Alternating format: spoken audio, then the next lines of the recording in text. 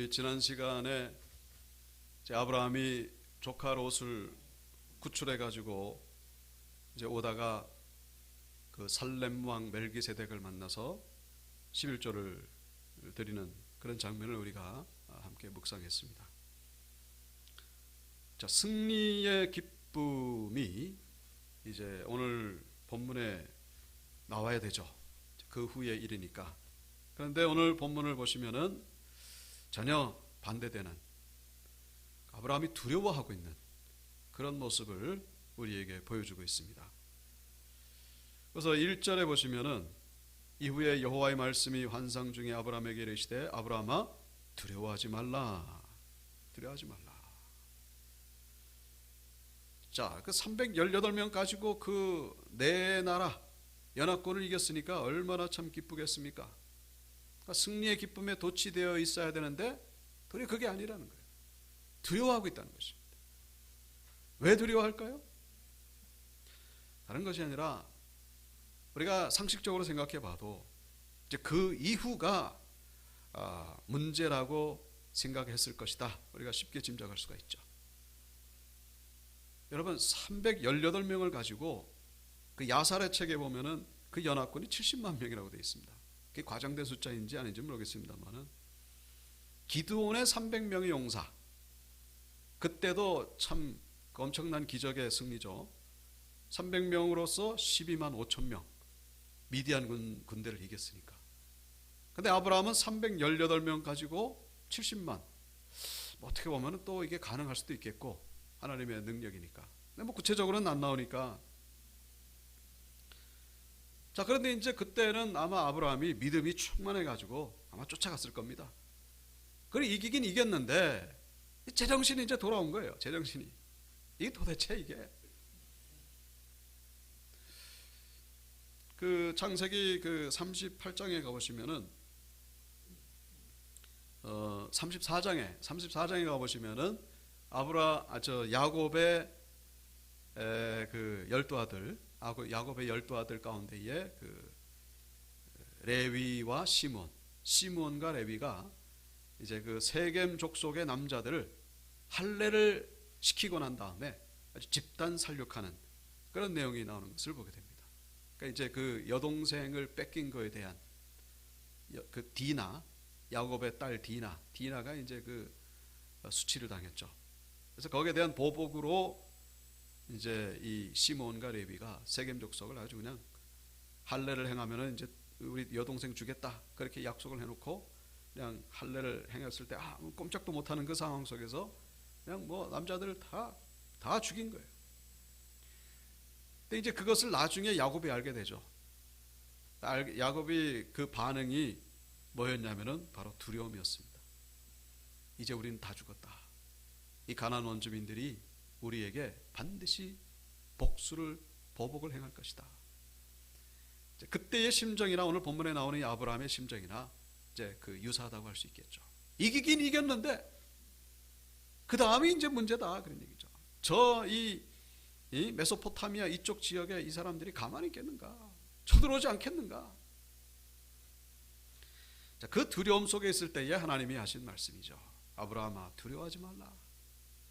그리고 나서 하신 말씀이 뭡니까? 나는 내 방패가 된다. 방패 뭡니까? 막아주신다 그런 얘기죠. 걱정하지 마라. 내가 지켜준다 그런 얘기죠. 그 야곱이 어떻게 됐죠?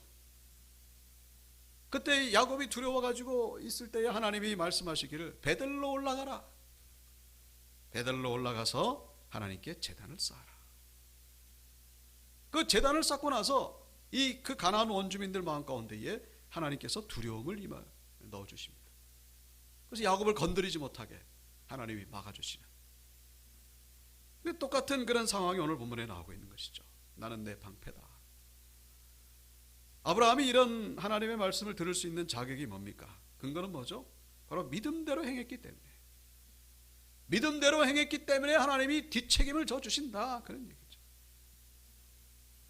여러분 우리 신앙인들에게 있어가지고 원칙적으로 실수는 없습니다. 그때 왜 그렇게 했을까? 여러분 후회는 하지 마십시오. 다만 우리가 후회해야 될 것은 뭐냐면은 믿음대로 행하지 않은 것에 대해서 우리는 후회해야 된다는 것입니다.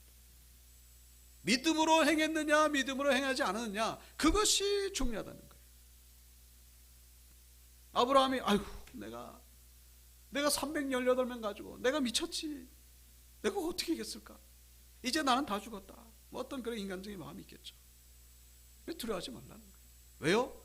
믿음대로 행한 것이기 때문에 하나님이 지켜주신다는 것입니다. 그래서 성경에서 말씀하고 있죠. 믿음으로 따라하지 아니하는 것은 다 죄니라. 우리가 우리의 지혜를 가지고 그 결과가 좋을 수가 있어요. 반대로 우리가 믿음대로 행했는데 그 결과가 안 좋을 수도 있습니다. 근데 그 결과가 중요한 게 아니라 우리가 믿음대로 행했느냐 아니면 믿음 없이 그냥 내 지혜만 가지고 행했느냐, 이 결과가 중요한 게 아니에요. 하나님의 세계는요 영원입니다. 영원. 지금 당장 뭐 좋다 그래가지고 그것이 또 뒤집어질 수가 있어요. 지금 당장 이게 그 좀 안 좋은 모습이라도 이게 얼마든지 뒤집어질 수가 있다는 것이죠. 우리는 영원을 내다보면서 살아가는 사람들입니다. 지금 당장에 뭐 이렇게 저렇게, 중요한 건 뭐예요? 믿음대로 하면은 두려울 게 없다, 그런 얘기죠. 하나님이 방패가 돼 주시고 하나님 뜻대로 하면요 그 다음에는 알아서 해 주신다, 그런 얘기입니다. 우리의 생각대로 우리의 지혜대로 행할 것이 아니라 믿음대로 행하는 우리 온육교 권속들 되시길 주 이름으로 축원합니다. 믿음대로 가면은 안전하다, 그런 얘기죠. 알아서 하나님이 책임져 주시니까. 이제 그 1절에 그 다음에 나오는 말씀이 뭐냐면은 너의 지극히 큰 상급이니라. 나는 너의 방패가 되고 또 뭐가 된다? 너의 상급이 된다, 그런 얘기죠. 자, 방패가 된다는 것은 막아주신다는 겁니다. 보호해 주신다는 거죠. 상급이 되어 주신다는 건 뭡니까? 너에게 상을 준다, 그런 얘기입니다. 너가 행한 것에 대해서 내가 보상해 준다, 그런 얘기죠. 어떤 일에 대한 상급일까요? 무엇에 대해서 하나님이 보상해 주신다는 겁니까? 이게 다 14장과 연결이 되는 거예요. 지난 시간에 이 아브라함이 어떻게 했습니까? 그 318명 가지고 이제 승리한 다음에 노획물 있잖아요. 전리품들. 그거를 전부 다 하나도 아브라함이 가지지 않습니다. 그걸 다 소돔 왕에게 주죠. 내가 소돔 당신 때문에 내가 부자가 됐다, 이런 소리를 듣고 싶지 않다. 모든 것은 하나님이 해주셨다. 그래서 그냥 다 줍니다. 근데 소돔 왕에게 다 주기 전에 먼저 하나님 앞에 뭘 드렸다고요? 11조를 드립니다. 11조를 먼저 드리고 그 다음에 나머지를 소돔 왕에게 드렸다라고 하는 그런 내용이 나오죠. 이 11조를 드리고 그리고 자기가 그 얼마든지 가질 수 있는 거, 이걸 소돔 왕에게 다 드린 거, 이건 뭡니까? 이것이 의미하는 것은 결국 모든 것을 하나님께 내어 맡기는, 모든 것은 하나님의 것입니다 라고 하는 그런 신앙 고백에 담긴 행위였다 하는 것을 우리가 함께 살펴봤었죠. 바로 거기에 대한 상급이라고 우리가 해석할 수가 있다는 거예요. 너의 믿음을 내가 기뻐한다는 거죠. 이 모든 것, 지금 당장 그 전리품 얻으면 그거 가지고 뭐 하겠습니까? 물론 당장은 좋겠죠. 그런데 이제 아브라함은 멀리 내다보는 거예요. 모든 것은 하나님이 해주신 것입니다. 그래서 11조를 드리고 그리고 나머지는 다 소돔 왕에게 드리는. 그래서 하나님이 이제 그걸 기뻐하시고 내가 너에게 상을 준다, 그런 얘기입니다. 그 후환을 두려워하지 말고, 그리고 후환을 두려워하지 말 뿐만 아니라 나는 너에게 상을 줄 것이다. 자, 그랬더니 아브라함이 2절에 뭐라고 말씀합니까? 뭐라고 응답을 하죠? 하나님, 상을 주시려면요 뭘 달라는 거예요? 아들을 주십시오, 그런 얘기죠. 아브라함이 이르되 주 여호와여 무엇을 내게 주시려 하나이까? 나는 자식이 없사오니 나의 상속자는 이 다메섹 사람 엘리에셀입니다. 하나님이 상을 주신다니까 귀가 번쩍 뜨인 거죠. 여러분, 아브라함에게 있어서 가장 소중한 거, 오매불망 기다린 게 뭐겠습니까? 황금 덩어리입니까? 무슨 명예입니까? 그게 아니죠. 어떻게 하면 이 아들 하나 얻을까? 이 나이가 되도록 이 자손이 없음, 거기에 대해서 하나님 분명히 주신다고 말씀을 하셨는데 이게 도대체 이게 참 인간적으로 믿기지가 않으니까. 그래서 하나님이 상을 주신다니까 이제 그냥 기다렸다는 듯이 하나님, 저에게 아들 언제 주실 겁니까? 아들 달라는 거예요. 그래서 이제 이 아브라함이 덧붙여 한 얘기가, 나는 자식이 없사오니 내 후계자 상속자가 될 사람은 바로 우리 집에서 길렀던 이 다메섹 사람 엘리에셀입니다. 이 엘리에셀에게 제 모든 것을 물려줘야 되겠습니까? 아들 언제 주실 겁니까? 이제 그런 얘기죠. 자, 그랬더니 이제 4절에 하나님이 말씀하시죠. 아니다. 그 사람이 엘리에셀이 네 상속자가 아니라 네 상속자가 될 자는 바로 네 몸에서 날 자다. 그러니까 네 몸에서 아들이 나온다. 그런 얘기죠. 그러면서 5절에 하나님이 이제 밖으로 이끌어 가시고 그 하늘을 보이면서, 야, 별을 한번 세봐라. 네 셀 수 있냐? 못 세지. 그런 것처럼 네 자손이 그렇게 많아질 것이다.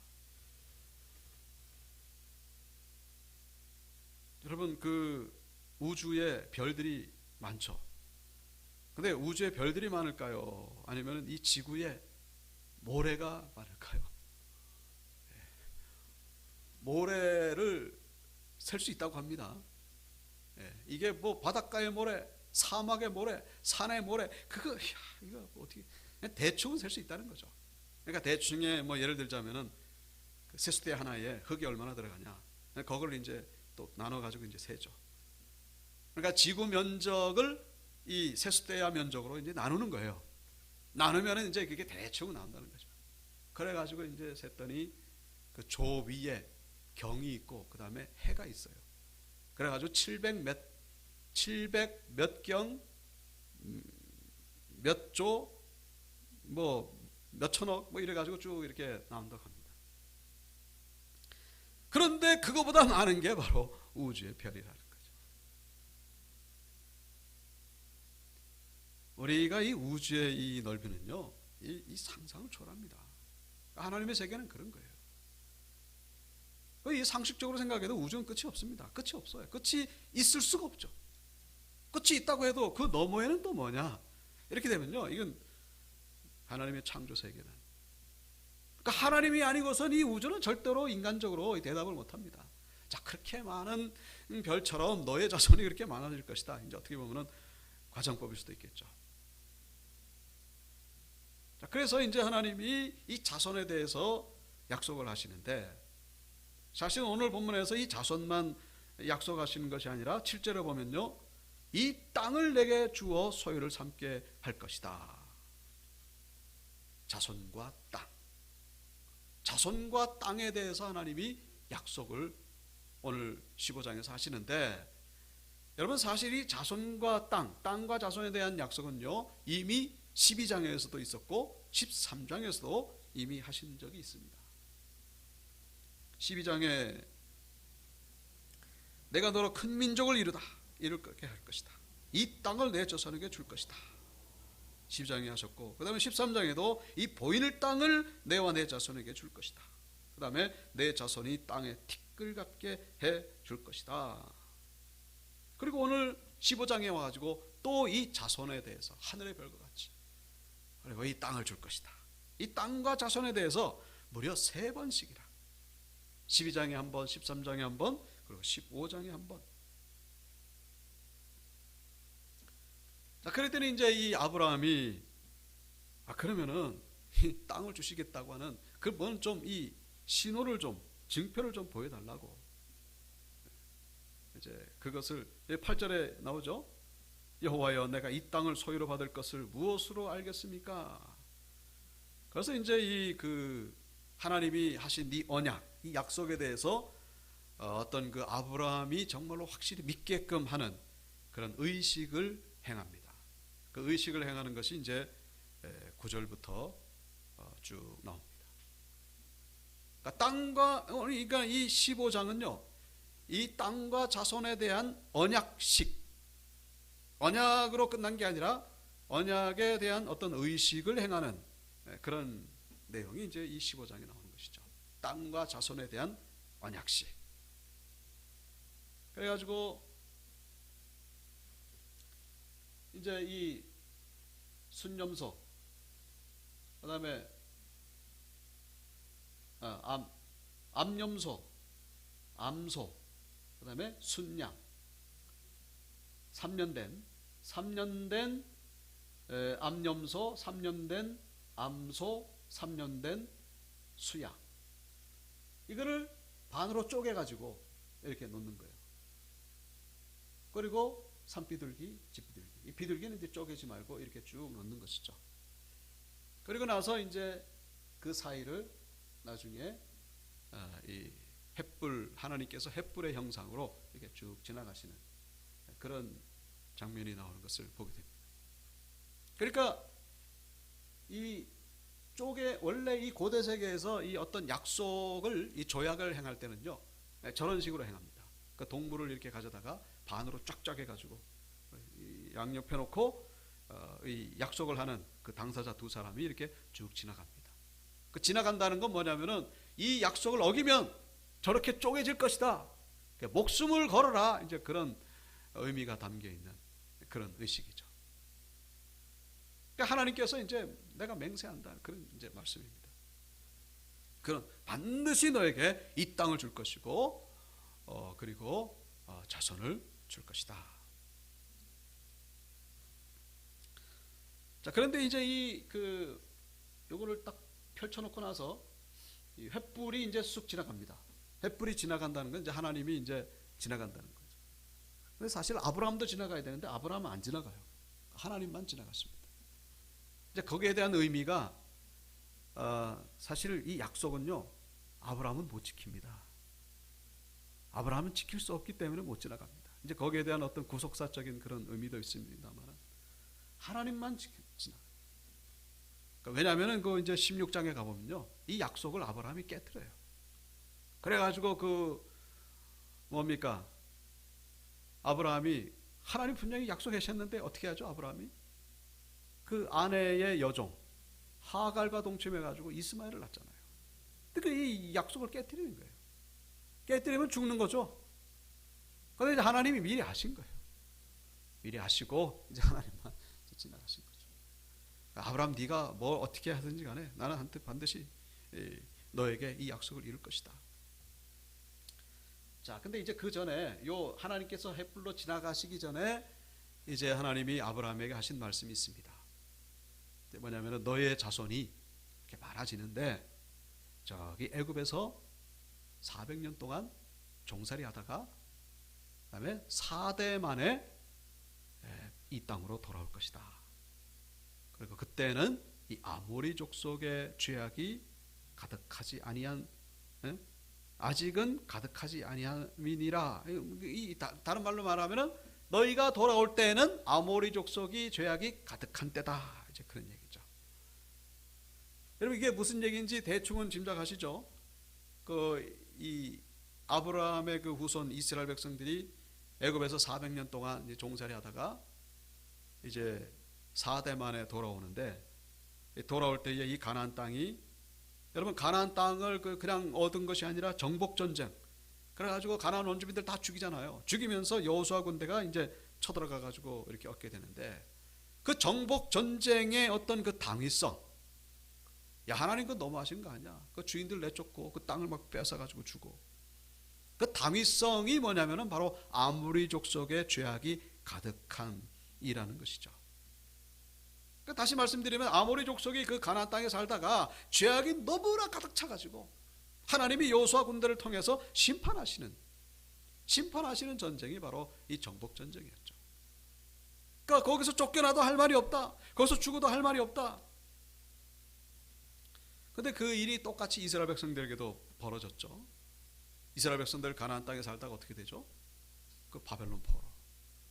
그게 똑같은 거예요. 이스라엘 백성들이 죄가 하도 가득 차니까 하나님이 바벨론을 통해 가지고 이제 너희들이 내려와, 나와, 쫓겨난 거예요. 70년 동안 이제 그 자숙 기간, 회개 기간 거들다가 이제 다시 또 가나안 땅으로 들어가게 됩니다. 그러니까 죄악이 가득할 때는 하나님이 심판하신다. 노아 홍수 심판도 마찬가지죠. 세상에 죄악이 가득하니까 하나님이 이 물심판을 내리신 거예요. 자, 결국 이 하나님께서 오늘 이 아브라함에게 자손과 땅, 이 약속은 결국 이 나라를 건설하시겠다고 하는 하나님의 약속이라는 것을 우리가 이해하셔야 된다. 그러니까 아브라함 그냥 잘 먹고 잘 살게 하기 위해서 자식을 많이 준다 이런 차원이 아니라 뭐라고요? 아브라함을 통하여 나라를 세울 것이다. 하나님 나라를 이 아브라함을 통하여 세우실 것이다. 그래서 이 15장 말씀은요 아주 중요한 말씀이에요. 어떤 큰 사건은 없습니다만은 이 이스라엘 하나님의 나라의 모형이죠. 이스라엘은 이 하나님 나라가 아브라함을 통하여 이루어지게 될 것이라고 하는 그 약속, 그 약속의 의식이 바로 이 15장에 나오고 있는 것이죠. 그 땅은 결국 그 애굽강에서부터 유브라데가 이제 요만큼 이렇게 주실 것이다. 이제 그런 약속인데, 자, 4대 만에 돌아온다. 이제 이거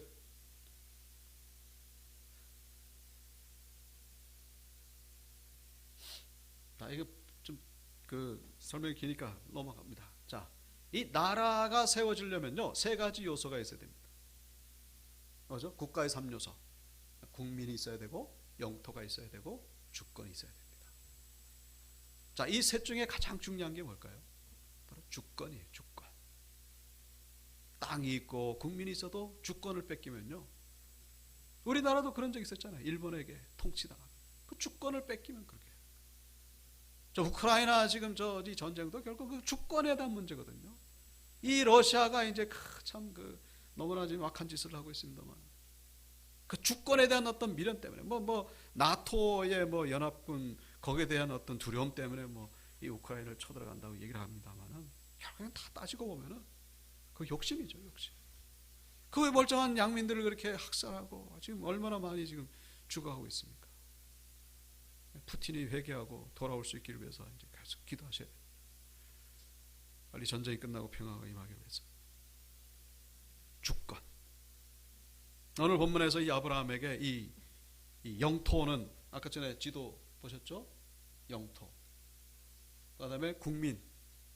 하늘의 별과 같이 그렇게 자손이 많아지게 한다고 말씀하셨죠? 그 영토에 대해서, 국민에 대해서는 약속하셨어요. 남은 게 뭡니까? 주권이죠. 주권은 어디 있습니까? 오늘 본문에 어디 나오죠? 바로 이 주권. 주권이 어디 있죠? 우리 보통 나라의 주권은 어디 있습니까? 일반적인 나라, 국민에게 있잖아요. 국민. 근데 하나님의 나라의 주권은 어디 있습니까? 그 너무나 쉬운 대답이죠. 바로 하나님께 있죠. 하나님의 나라는 뭐냐? 하나님이 통치하는 곳, 하나님이 통치하는 곳, 하나님께 주권이 있는 곳, 그게 바로 하나님의 나라죠. 성경은 누가 왕이냐? 사람이 왕이냐? 하나님이 왕이냐? 아브라함이 왕이냐? 하나님의 왕이냐? 이 결국 전쟁이 계속되고 있음을. 선악과도 그렇잖아요. 선악과를 세우신 목적. 이 에덴 동산의 왕이 누구냐? 하나님이냐? 아담이냐? 아담은 자기가 왕인 줄 알았어요. 그러니까 먹었잖아요. 하나님이 왕이라는 것을 인정하면요, 그 선악과 먹으면 절대로 안 되죠. 자, 그래서 이 아브라함이 믿음의 조상이라고 얘기를 합니다만은 처음부터 믿음이 온전한 건 아니죠. 그래서 믿음이 어떻게 성장해 가는지를 이렇게 보여주는 게 바로 이 창세기 내용입니다. 그래서 오늘 이 15장에 이 중요한 2가지 단어가 있습니다. 중요한 2가지 단어. 그 뭐냐면은 바로 여기 2절에 나옵니다. 2절에 아브라함이 이르되 주 여호와여, 주 여호와여. 여호와여 앞에 주가 나오죠. 주를 이 히브리어로 아도나이 그럽니다. 아도나이. 오늘 말씀의 제목이 아도나이 여호와, 주인 되신 하나님. 오늘 25장의 제목입니다. 아도나이 여호와, 주인 되신 하나님. 아브라함이 하나님을 향하여 주 여호와라고 부르고 있습니다. 아도나이라는 단어가 첫 번째 나오는 것이 바로 여기입니다. 그러니까 아브라함이 하나님을 주인이라고 부르기 시작했어요. 그전에는 그냥 신이었죠. 신, 창조주 신. 그런데 이제는 주인이라고 부르기 시작합니다. 하나님이 주인이 되는, 그런 신앙으로 성장해 간 것이죠.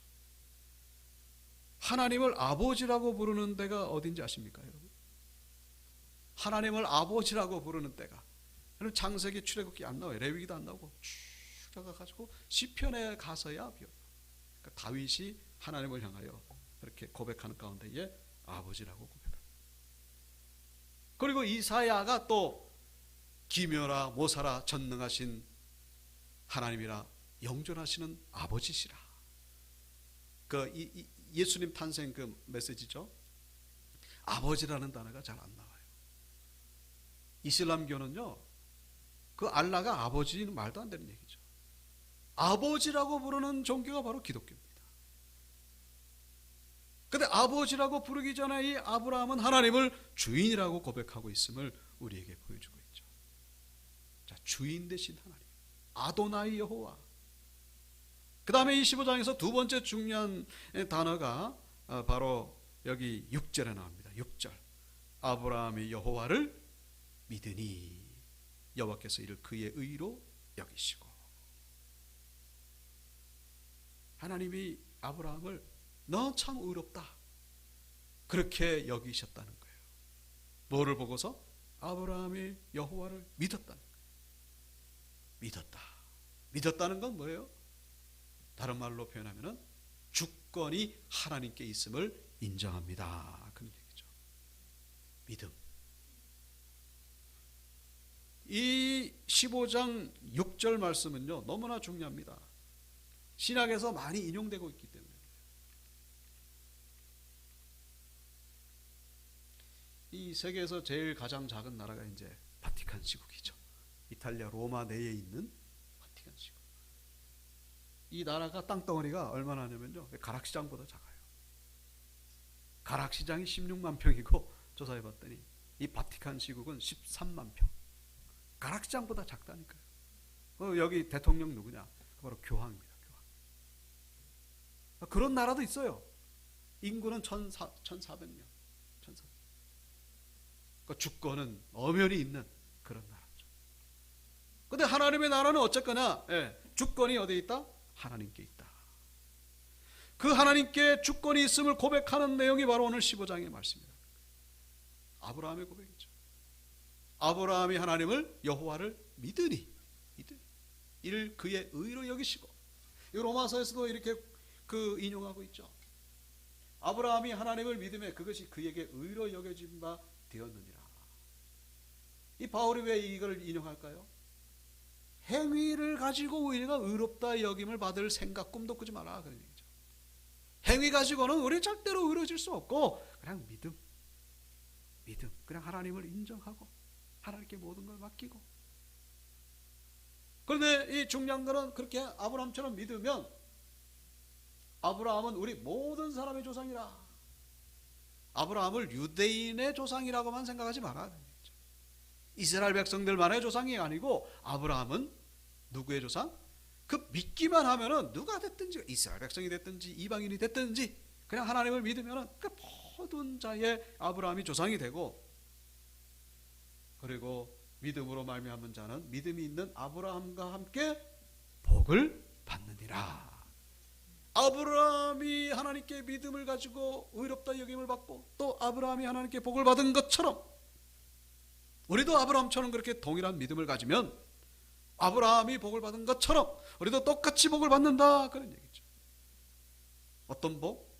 하나님의 나라가 이루어지게 되는. 자손이 이렇게 몇 명, 돈이 얼마나 주어지게 되고 이런 게 아니라 우리를 통해 하나님의 나라가 이루어지게 된다는 것입니다. 하나님의 나라 천국이죠. 천국. 여러분 천국과 비교할 수 있는 게 어디 있겠습니까? 영원한 기쁨이죠.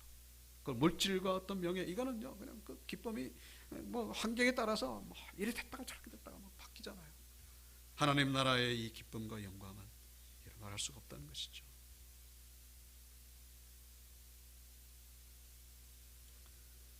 자, 그래서 이 믿음이라고 하는 것, 하나님의 주권을 인정하는 그것이 바로 믿음이라는 사실.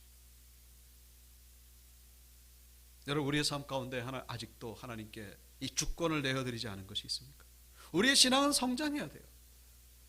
우리는 그냥 하나님을 신이라고만 생각할 경우가 많이 있죠. 근데 하나님은 우리의 주인이 되신 분이시다. 우리 가정의 주인이 되시고, 우리 물질의 주인이 되시고, 우리 생명의 주인이 되시고, 우리 자녀의 주인이 되시고, 우리 사업의 주인이 되어주시고, 이 나라의 주인이 되어주시고, 모든 열방 가운데 주인이 되어주신다는 사실. 말씀을 정리합니다. 오늘 본문에 아브라함이 처음에 두려움이 있었어요. 그런데 그 두려움이 결국은 회복되죠. 어떻게 해요? 하나님의 주권을 인정하는 가운데 하나님이 다 책임져 주신다. 방패가 되어 주신다. 그리고 이 아브라함에게 소원이 있었죠. 아들. 사실 뭐 육신적인 그런 욕심도 있었겠어. 욕심이 아니죠. 뭐 아들이 없으니까 아들 달라고 하는 게 당연한 거죠. 사실은 그 아들을 통하여 하나님의 나라가 이루어지게 되는, 우리 가운데 정말로 선한 그런 소원이 있습니까? 아브라함처럼 믿음을 가지시고 아브라함처럼 복을 받는 모두가 되시기 주의 이름으로 축원합니다.